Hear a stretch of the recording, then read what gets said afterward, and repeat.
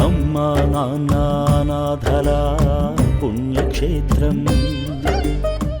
దేశంలో ఎక్కడా లేని విధంగా భక్తి మార్గం సేవా మార్గం ఒకే చోట కల్పిస్తున్న అమ్మా నాన్న అనాథుల పుణ్యక్షేత్రానికి హైదరాబాద్ బైరామలగూడ నుండి విచ్చేసిన శ్రీనివాసులు జయప్రద గారి కుటుంబ సభ్యులు శ్రీ సోమనాథేశ్వరుని సేవలో తరించారు. అర్చకులు వారి గోత్రమైన అంగీరస ఋషి గోత్రంపై వారి కుటుంబ సభ్యులందరి పేర్ల మీద అర్చనలు చేయగా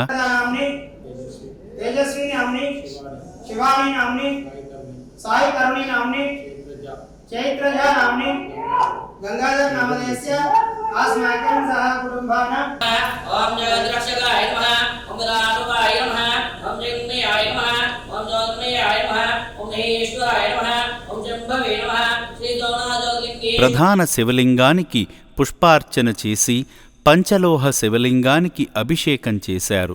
స్వామివారికి సమర్పించిన హారతిని కళ్లకు అద్దుకోగా అర్చకులు శఠగోపంతో దీవించి స్వామివారి అభిషేక జలాన్ని గృహంలో జల్లుకొని సంప్రోక్షణ చేసుకోమని అందించారు.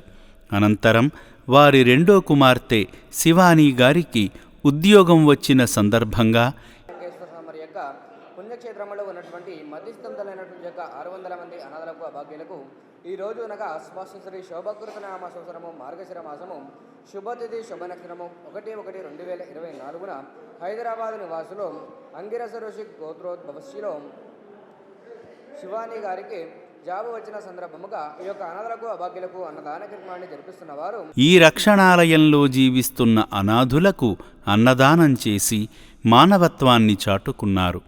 ఈ సందర్భంగా శ్రీనివాసులు గారు మాట్లాడుతూ తన కుమార్తెకు ఉద్యోగం వచ్చిన సందర్భంగా అనాథులకు ఒక పూట అన్నదానం చేయడం చాలా సంతోషంగా ఉందని అన్నారు. ఉద్దేశంతో మేము నిర్ణయించుకున్నాం.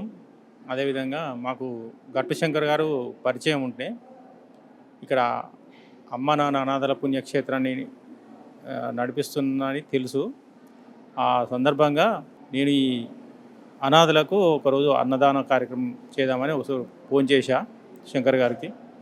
ఫోన్ చేసి అతను ఓకే అన్నాడు. ఈరోజు వస్తున్నానని చెప్తే ఈ అన్నదాన కార్యక్రమం చేపట్టింది. నాకు అన్నదానం చేయించినందుకు చాలా సంతోషంగా ఉంది. ఈ అనాథలకు ఒక పూట భోజనం పెట్టినందుకు నాకు చాలా సంతోషంగా ఉంది. ఈ పుణ్యక్షేత్రము మా శంకర్ ద్వారానే తెలుసు, వ్యక్తిగత పరిచయమైన వ్యక్తి. అందుకనే నాకు ఈ క్షేత్రానికి అనాథలకు కొంచెం సహాయం చేయాలని మేము ఈరోజు నిర్ణయించుకొని వచ్చినాం. అమ్మా నాన్న అనాథల పుణ్యక్షేత్రం.